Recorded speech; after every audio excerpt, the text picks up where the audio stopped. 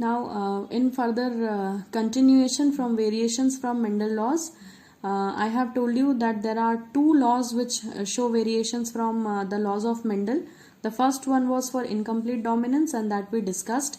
और second है co-dominance. को वर्ड का मतलब होता है टुगेदर यानी एक साथ. तो यहाँ पर नाम से ही आपको समझ आ रहा होगा कि जब कहीं पर कोई जीन्स एक साथ क्या हो जाए, डोमिनेंट हो जाए और दोनों ही अपना असर दिखाएं. देखिए लॉ ऑफ डोमिनेंस में आपने देखा कि जो डोमिनेंट है वो अपना असर दिखाएगा. फिर इनकम्प्लीट डोमिनेंस में आपने देखा कि डोमिनेंट और रेसेसिव दोनों अपना अपना असर 50-50% दिखाएंगे. ठीक है. यहाँ को डोमिनेंस में दोनों ही एक साथ जो है क्या हो जाएंगे, डोमिनेंट हो जाएंगे और अपना इफेक्ट दिखाएंगे. This is called as codominance. So by the definition, it is the phenomena in which two alleles express themselves independently when present together in the organism. देखो इनकम्प्लीट डोमिनेंस में क्या होता था, जब दोनों एक साथ प्रेजेंट होते थे तो दोनों मिक्स हो जाते थे. मिक्स होकर कोई तीसरी चीज प्रोड्यूस करते थे. यानी जब हमने पढ़ा था रेड फ्लावर था और व्हाइट फ्लावर था, तो ना तो हमें खाली रेड मिल रहे थे, ना तो हमें केवल व्हाइट मिल रहे थे, और ना ही रेड और व्हाइट एक साथ मिल रहे थे. यानी रेड और व्हाइट एक साथ मिलते तो कोडोमिनेंस हो जाता. पर इनकम्प्लीट डोमिनेंस में क्या हुआ था, रेड और व्हाइट कलर मिक्स होके कोई तीसरा कलर बन के पिंक कलर मिला था, है ना. तो इनकम्प्लीट डोमिनेंस में दोनों जो है आधा आधा अपना असर दिखाते हैं, इसकी वजह से कोई तीसरा ऑब्जर्वेशन मिलता है. लेकिन कोडोमिनेंस में क्या होता है, कोई भी दो एलील्स क्या होते हैं, वो एक साथ अपने को एक्सप्रेस करते हैं और दोनों एक दूसरे से इंडिपेंडेंट होते हैं. सो दूसरे शब्दों में हम कह सकते हैं कि it is the phenomena in which offspring shows resemblance to both the parents. मतलब इसमें क्या होगा कि ऑस्प्रिंग जो है वो अपने दोनों ही पेरेंट्स से क्या करेगा, रिजेम्बल करेगा. इसका बेस्ट एग्जाम्पल है ABO blood grouping in humans. तो हम कोडोमिनेंस को समझने के लिए ब्लड ग्रुप स्टडी करेंगे ह्यूमन बींग्स का.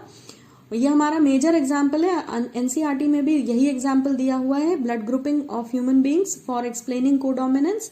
और एक और एग्जाम्पल एक्स्ट्रा मैं आपको बताऊंगी, that is coat colour in cow, dog and cats etcetera. So let us understand first the first example, that is ABO blood grouping in humans. तो जैसे कि हमें पता है कि ह्यूमन बींग्स में जो ब्लड ग्रुप सिस्टम है वो कंट्रोल होता है बाय द जीन आई. उसको कैपिटल आई से एक्सप्रेस करते हैं. यानी कि ह्यूमन बींग्स में जो जीन ब्लड ग्रुप को एक्सप्रेस करता है या कंट्रोल करता है उसे हम कैपिटल आई से एक्सप्लेन करते हैं या एक्सप्रेस करते हैं, I should say. Now see what happens in human beings. जो प्लाज्मा मेम्ब्रेन होती है रेड ब्लड सेल्स की, उसमें शुगर पॉलीमर्स होते हैं जो प्रोट्रूड करते हैं from its surface and the kind of sugar is controlled by gene. तो जो आरबीसीज की प्लाज्मा मेम्ब्रेन है उसमें क्या प्रेजेंट होते हैं, उसमें शुगर प्रेजेंट होती है सरफेस पे, और वो किससे कंट्रोल होती है, जीन से कंट्रोल होती है. बेसिकली जो आई जीन है, जो आपने यहाँ पढ़ा कि ब्लड ग्रुप को कौन कंट्रोल करता है, आई जीन. तो आई जीन के 3 एलील्स हैं. अभी तक हमने क्या पढ़ा था कि हर जीन के 2 एलील्स होते थे. यहाँ पे कितने एलील्स हो रहे हैं, 3. तो यहाँ पर भी हमें एक एक्सेप्शनल चीज देखने को मिली है कि जीन आई में 3 एलील्स हैं. इसको हम आगे की वीडियोस में और क्लियरली डिस्कस करेंगे कि ये 3 जीन होने के कारण भी एक चीज यहाँ पर जो है अलग होगी, that we will discuss later. फिलहाल हम कोडोमिनेंस डिस्कस कर रहे हैं. तो the gene I has 3 alleles, I A, I B and I O. NCERT ने और कई बुक्स ने इसे स्मॉल आई से भी दिखाया है. तो I capital A, I capital B and small I ले लें या आई ओ ले लें, मीन्स सेम. ठीक है. यानी कि आई ओ को आप स्मॉल आई से भी एक्सप्रेस कर सकते हैं, कुछ बुक्स में लिखा है. अब ध्यान दें, आई ए और आई बी जो है वो एक अलग तरीके की शुगर बनाते हैं, एक दूसरे से अलग शुगर बनाते हैं. यानी आई ए एक शुगर बनाता होगा आरबीसी के सरफेस पे और आई बी भी एक तरह की शुगर बनाता होगा आरबीसी के सरफेस पे. मगर आई ओ या जिसको स्मॉल आई से भी रिप्रेजेंट करते हैं, ये कोई भी शुगर प्रोड्यूस नहीं करता. अब ये जो थ्योरी हमने पढ़ी कोडोमिनेंस के एक्सप्लेनेशन में, इससे आपको बहुत कुछ खास कोडोमिनेंस का एक्सप्रेशन समझ नहीं आया होगा. So let us discuss the blood groups in human beings in detail so that you can understand कि कोडोमिनेंस का मतलब क्या होता है. So let us see we will discuss the genetic basis of blood group in human population. यहाँ पर 4 columns हैं कि आपको पेरेंट 1 से एलील कौन सा मिला है, पेरेंट बी से कौन सा मिला है, तो फिर इन दोनों को कंबाइन करके पेरेंट ने जो ऑफस्प्रिंग दिया या जो प्रोजेनी प्रोड्यूस की है उसका जीनोटाइप क्या होगा यहाँ लिखेंगे, और उस जीनोटाइप को देखकर उसका ब्लड ग्रुप क्या होगा ये हम पता लगा सकते हैं, तो वो हम लास्ट कॉलम में लिखेंगे इस टेबल के। सो आई टोल्ड यू कि ब्लड ग्रुप कंट्रोल करता है कौन, एलील आई या आई जीन, और आई जीन के 3 एक्सप्रेशंस हैं। यानी हमने अब तक क्या पढ़ा था, कोई जीन को, किसी भी जीन के एक्सप्रेशन को क्या कहते हैं, एलील कहते हैं। या आप ये कह सकते थे, ये कहते आए थे कि एलील जो है वो जीन को एक्सप्रेस करता है, और हर जीन को हमेशा 2 ही एलील्स एक्सप्रेस कर रहे थे। जैसे एक एग्जांपल ले लें कि हाइट का जीन था, तो हाइट का जीन अगर एच है तो उसके 2 ही तो एलील्स थे, एक था कैपिटल और एक था स्मॉल। यही तो पढ़ा था आपने कि एक कैपिटल एक स्मॉल, 2 ही तो एलील हो रहे थे। लेकिन इस ब्लड ग्रुप के आई जीन के 3 एलील्स होते हैं, 3। ये भी एक एक्सेप्शनल बात है। तो वो 3 होते हैं, आई ए, आई बी, और तीसरा होता है आई ओ या स्मॉल आई। ठीक, तो अब हम देखते हैं कि पेरेंट 1 और पेरेंट 2 के क्या क्या ब्लड ग्रुप्स हो सकते हैं, उनके कॉम्बिनेशन से बच्चे का क्या जीनोटाइप होगा, और फिर ब्लड ग्रुप उस बच्चे का क्या होगा। मान लेते हैं कि पेरेंट 1 जो है वो फादर है, समझने के लिए थोड़ी देर के लिए मान लें, और पेरेंट जो 2 है वो मदर है, या आप P1 P2 भी बोल सकते हैं, जैसा आपको अच्छा लगता है। तो मान लेते हैं पेरेंट 1 फादर है, तो मैं अब इसको फादर बोलूंगी और इसको मदर बोलूंगी। तो फादर का ब्लड ग्रुप मान लें कि ए है, तो उसका जो एक्सप्रेशन होगा वो IA होगा, और मान लीजिए कि मदर का ब्लड ग्रुप भी ए है, तो उसके जीन भी IA होंगे। तो जो आपको कॉम्बिनेशन मिलेगा इन दोनों को कंबाइन करके ऑफस्प्रिंग के लिए वो मिलेगा IA, ये दोनों एक साथ रहेंगे। और आपको पता होना चाहिए कि ए और बी दोनों ही डोमिनेंट होते हैं। ठीक है, IA, IB दोनों ही डोमिनेंट होते हैं। यहाँ तो खैर IA का केस है, तो ब्लड ग्रुप होगा ए। दोनों ए हैं तो बच्चे का ब्लड ग्रुप क्या होगा, ए। अब मान लेते हैं कि फादर का ब्लड ग्रुप फिर से ए है, लेकिन मदर का ब्लड ग्रुप क्या है, बी है। ठीक, तो जब फादर का ब्लड ग्रुप ए है और मदर का ब्लड ग्रुप बी है, तो सिचुएशन आपको क्या मिली, IAIB। यहां पर क्या हुआ, यहां आपको पता होना चाहिए कि ए और बी दोनों कैसे हैं, डोमिनेंट है। तो यहां ब्लड ग्रुप कैसा मिलेगा आपको, AB ब्लड ग्रुप। ठीक, इसको मैं अभी और थोड़ी देर बाद डिटेल में एक्सप्लेन करूंगी। नाउ लेट अस एज्यूम कि फादर का ब्लड ग्रुप है फिर से IA यानी A ब्लड ग्रुप है, और मदर का ब्लड ग्रुप है IO यानी स्मॉल आई भी बोल सकते हैं। तो यहाँ पे जो जीनोटाइप मिलेगा वो आपको मिलेगा IAIO, या अगर आपने स्मॉल आई लिया है तो आपको मिलेगा IA स्मॉल आई। यहाँ पर क्योंकि मैं बता चुकी हूं कि ये IO रेसेसिव होता है, तो आपको ब्लड ग्रुप क्या मिलेगा, the blood group will be A। एक बार इसको यहाँ पर फिर से समझ लेते हैं। मैंने आपको बताया कि ब्लड ग्रुप के लिए जीन होता है I, और इस I जीन के 3 एलील्स होते हैं, IA, IB। ये मैंने आपको लिख के नहीं बताया था, ओरली बता दिया था, इसलिए मैं फिर से लिख रही हूँ। I के 3 एलील्स हैं। I क्या है, ब्लड ग्रुप के लिए जीन, और ये 3 क्या है, इस जीन के एक्सप्रेशन यानी 3 एलील्स। इन तीनों में से अब आप नोट करिए, बहुत इंपॉर्टेंट है कि IA और IB अगर हैं तो ये डोमिनेंट होते हैं, ये जहां भी हैं डोमिनेंट होंगे, और ये वाला जो है ये रेसेसिव होता है, यानी ये सप्रेस हो जाता है, अपना असर नहीं दिखाता। ठीक, अब इसको याद रखते हुए ये टेबल में वापस चलते हैं। तो ये डोमिनेंट है और O कौन है, रेसेसिव। यहाँ भी हमने O नहीं लिया था, इसलिए ये चीज यहाँ नहीं है। देखिए यहाँ दोनों कैपिटल थे, और दोनों मैंने बताया था A जो है वो डोमिनेंट होता है, तो इसीलिए ब्लड ग्रुप A हुआ जब दोनों A थे। जब दोनों क्या है, एक A है और एक B है, तो हमने कहा A और B दोनों डोमिनेंट है, तो दोनों आ गए तो ब्लड ग्रुप हो गया AB।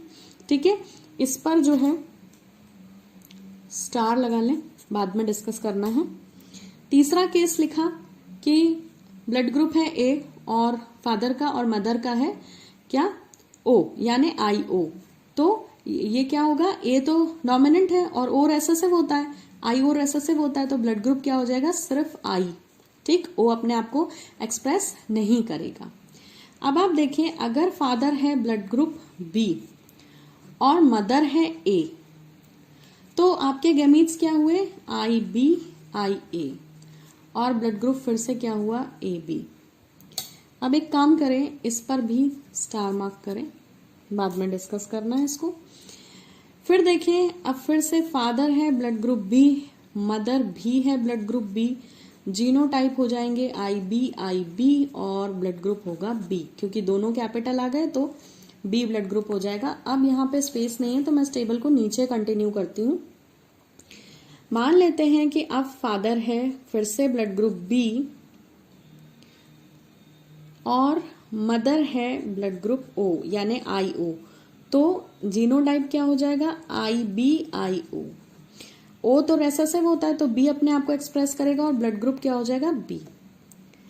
तो ये 6 कंडीशंस हो गई हैं कि फादर का ए ब्लड ग्रुप ले लिया है आपने और ए बी ओ तीनों टाइप की मदर से क्रॉस करके ब्लड ग्रुप देख लिए, फिर आपने फादर को बी ब्लड ग्रुप मान लिया और फिर से तीनों एलील से उसको क्रॉस करके ब्लड ग्रुप्स देख लिए। अब एक लास्ट कंडीशन बचती है कि फादर है आई ओ और मदर भी है आई ओ। तो हमने कहा था ये आई ओ या स्मॉल आई रेसेसिव होता है, तो आपको यहाँ पे कैसा बेबी मिलेगा, यहाँ पे आई ओ, जब दोनों एक साथ आ जाएंगे तब ब्लड ग्रुप होगा ओ। ठीक है, तो एक ही केस में ब्लड ग्रुप ओ होता है जब पेरेंट्स का ब्लड ग्रुप दोनों का ओ हो, क्योंकि यहाँ पे दोनों ही रेसेसिव हैं, डोमिनेंट कुछ है ही नहीं है, तो इसके ऊपर डोमिनेट करने के लिए कोई भी अवेलेबल नहीं है, इसीलिए क्या हो रहा है कि ये अपने आप को एक्सप्रेस कर पा रहा है। अब आप पूरी टेबल को फिर से ध्यान से देखें, आपको 7 कॉम्बिनेशंस मिले, आई ए आई बी आई ओ। ये जब फादर ब्लड ग्रुप ए में था तो हमने मदर को ए बी और ओ माना। फिर केस नंबर 2 है कि फादर का ब्लड ग्रुप बी है, तीसरा केस नीचे लिखा हुआ है, वहां भी फादर ब्लड ग्रुप बी है, तो मदर क्या ली हमने, फिर से ए बी और ओ।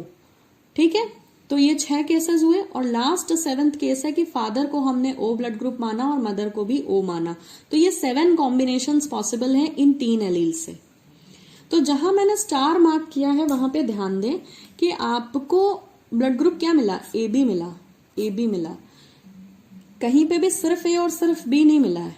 क्यों ऐसा हुआ, क्योंकि मैंने आपको बताया था कि ए और बी दोनों डोमिनेंट हैं और जब ये दोनों एक साथ आएंगे, एक साथ आएंगे ए बी, ठीक है, जब भी ये एक साथ आएंगे तो दे विल बी कोडोमिनेंट, कोई एक दूसरे को सरपास नहीं करेगा, दोनों ही अपना असर दिखाएंगे और ये मिक्स भी नहीं होंगे कि ए और बी मिलके सी बन गया, जैसा कि कहा हुआ था इनकम्प्लीट डोमिनेंस में, रेड और व्हाइट मिलके पिंक बन जाता था। तो यहाँ ए बी मिलके कुछ सी डी नहीं बन रहा है, यहाँ ए बी मिलके दोनों ए बी वहां पे अपने आप को रिफ्लेक्ट कर रहे हैं, तो ये कोडोमिनेंस है। कोडोमिनेंस मतलब दोनों एक साथ डोमिनेंट है, दोनों एक साथ अपना असर दिखा रहे हैं बराबरी से।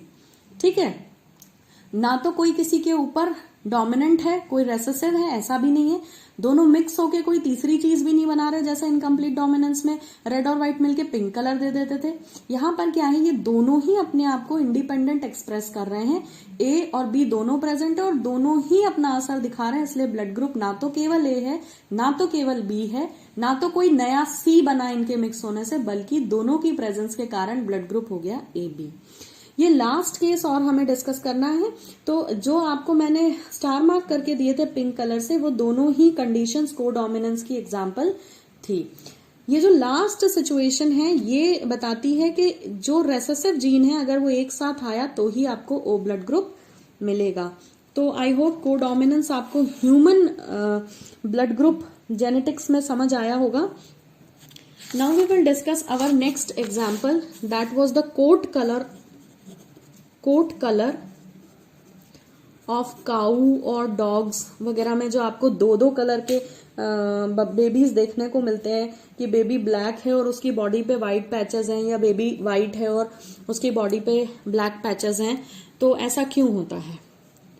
मान लेते हैं कि हमने 2 पेरेंट्स लिए हैं, एक की स्किन का कलर है ब्लैक और एक की स्किन का कलर है व्हाइट, और एलील्स हैं कैपिटल बीबी, ये डोमिनेंट है, और स्मॉल बीबी ये हमने रेसेसिव के फॉर्म में लिखा है अभी फिलहाल, बट हम इसे बाद में डिस्कस करेंगे। जैसे क्रॉस करते हैं वैसे करें, इनके गेमीट्स बनेंगे कैपिटल बी, इसके गेमीट्स बनेंगे स्मॉल बी। जब हम इनकी F1 जनरेशन निकालेंगे तो हम फिर से पनेट स्क्वायर जैसा बनाते थे वैसा बना लेंगे, 3 वर्टिकल 3 हॉरिजॉन्टल लाइंस।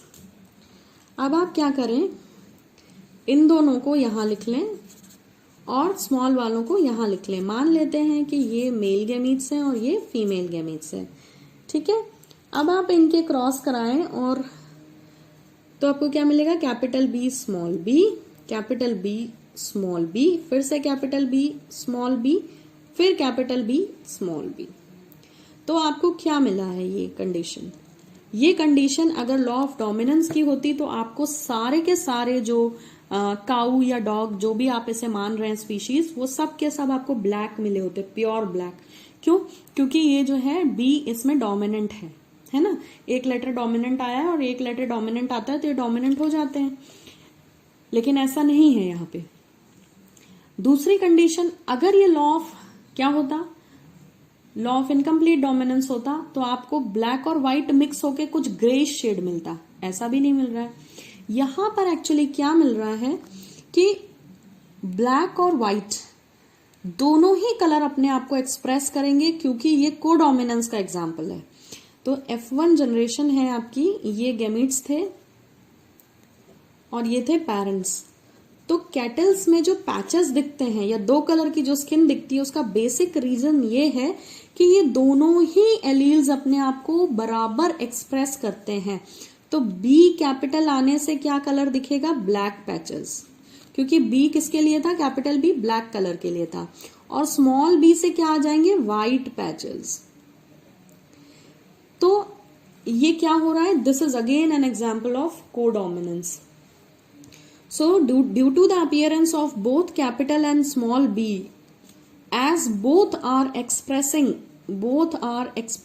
together, दोनों एक साथ एक्सप्रेसिव है, अपने आप को एक्सप्रेस कर रहे हैं, इसीलिए आपको पैची स्किन मिलेगी कि ब्लैक पे व्हाइट या व्हाइट पे ब्लैक, जो भी डोमिनेंट होगा ऐसे आपको पैचेस मिलेंगे। So this is again the example of codominance. So I hope by these 2 examples you have understood the meaning of codominance. अब जो है क्रॉस समझने के बाद let us again analyze the definition, तो अब आपको बेटर समझ आ जाएगी। तो codominance is what? Codominance is the phenomena, ये वो प्रोसेस है जिसमें 2 एलील्स खुद को इंडिपेंडेंटली एक साथ एक्सप्रेस करते हैं।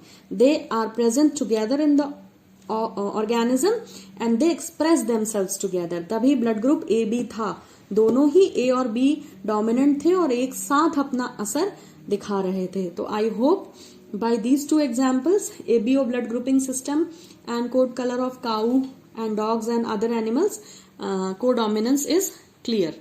Thank you for watching.